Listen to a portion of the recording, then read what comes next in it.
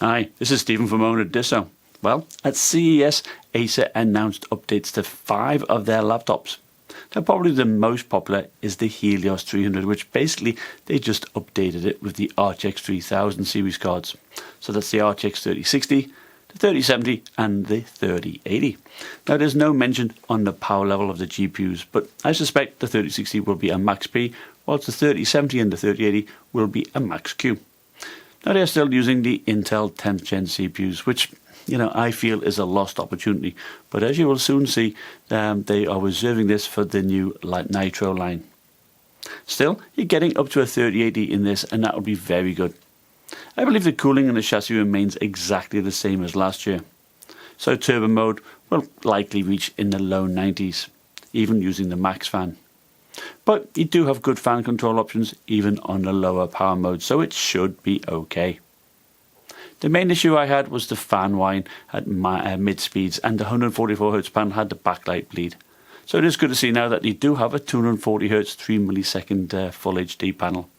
You get plenty of storage with 2 M.2 slots and a 2.5-inch bay. Now personally, I would rather get rid of that 2.5-inch bay and have a larger battery, because I recall the 59 watt-hour battery only gets you around about 3 to 4 hours.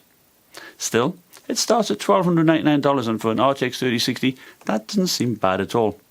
Now, Acer didn't mention the 17.3-inch model, but I suspect that will also be upgraded. However, they did mention that they will be upgrading the 15.6-inch and 17.3-inch Nitro 5. The Nitro line is still going to be considered their budget gaming line, with a starting price of $750 for the 15-inch and $850 for the 17-inch, with availability in February. And for that price, you'll get a 60Hz panel, the Ryzen 5600H, a GTX 1650 and probably 8GB of RAM. Now, I really do hope that they no longer ship single channel configurations like they have done in the past few years. So I expect they will actually be doing the same here. Since they are also doing Intel models using the 11th Gen H35 chips, you may also be able to pick one up at this same price point using the i3 11300H. In terms of performance though, they are blurring the lines between this and their Predator line.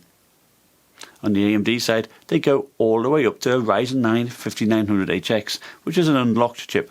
Now, unfortunately, Acer says that they will not be using overclocking in their NitroSense software, which again is a missed opportunity. And on the Intel front, it can be configured all the way up to an i7 11375H with a single core boost of 5 GHz. Now, although this CPU has only 4 cores and 8 threads, it does have an all-core boost of 4.3 GHz, so it will be fast enough for most games out there. I just wonder how well it will cope with multiple workloads, perhaps like live streaming whilst recording.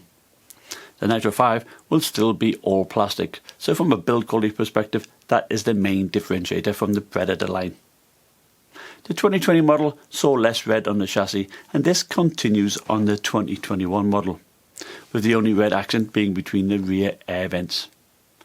They did change the lid last year.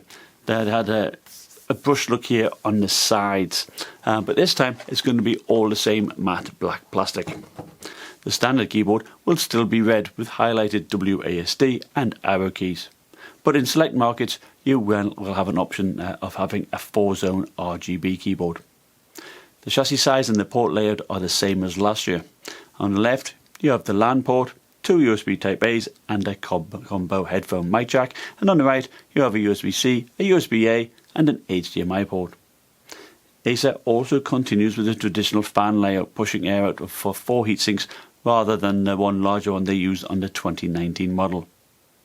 Now, Acer does say that they have increased the fan speed by 10%, resulting in lower temperatures of about 9% from 2020. So I will make sure to test that out in my review. Now, I did see 10 hours of runtime on my 2020 model using the Ryzen CPU, and they do claim the same thing here. In addition to the base 60Hz panel, you can opt for the Full HD 144 or 360Hz, or even a Quad HD 165Hz, or with a slim 7mm side bezel. But the star of the show are the GPU options, going all the way up to an RTX 3080, which is absolutely amazing. So from a performance perspective, this Nitro 5 can be more powerful than the Helios 300. And many budget gamers don't need aluminium lids or decks, they just want great frame rates at a fair price. So I do think this Nitro 5 could be a winner. Now the Triton 300 Special Edition is a new laptop for Acer. I really like the aluminum built 15-inch Triton 300, but they haven't announced whether that one will be upgraded. Instead, they launched a 14-inch version with an Intel i7-11375H CPU and RTX 3060 graphics, which I suspect will be a Max-Q version, like we see in the Asus Zephyrus G14. But it only comes with 8GB of RAM, which I find most bizarre. For $1,400, I would expect a 16GB model. Now, it does have an all-metal build, although Digital Trends did say that it had a lot of flex on the screen and the hinges do creak. Now, it does have a large trackpad with an integrated fingerprint reader, as well as a 3-zone RGB keyboard. At 0.7 inches thick and only 3.75 pounds, it's certainly pretty light, but it's no more than the 15-inch Electronics Max 15. Now, the panel does look to be quite decent. It's got 300 nits, 144 Hz, and it will be available in February. But either way, the Triton 300 Special Edition looks nice and sharp. The Predator branding is much more subtle, with a smaller badge on the upper corner of the lid. So it will be perfect for a business user who likes the game. And finally, we have the new Aspire line. The Aspire 5 will start at $550 and will be available in March. And this 15.6-inch laptop will be powered by a Ryzen 5000 series CPU and Radeon RX 640 graphics. Now, this GPU is on par with an NVIDIA MX150, so it's only suitable for 720p gaming at low settings. But it has an aluminium lid, it's the same thickness as the more expensive Triton 300 Special Edition, and has fan control. I think it actually looks pretty nice and is a good general purpose laptop.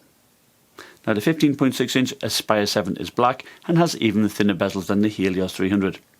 And only starts at $750 with a Ryzen 5000 CPU and GTX 1650. I think it looks a much nicer choice than the base Nitro 5. It also has 3 levels of fan control, and its Acer Color Intelligence provides a more vivid display using less CPU loading. Now, let me know in the comments below which model you are most excited about and which one you'd like me to review. I'd like to thank you for watching, and remember, next week I will be getting my first RTX 3070 laptop, so make sure you're subscribed to catch those videos. Bye now.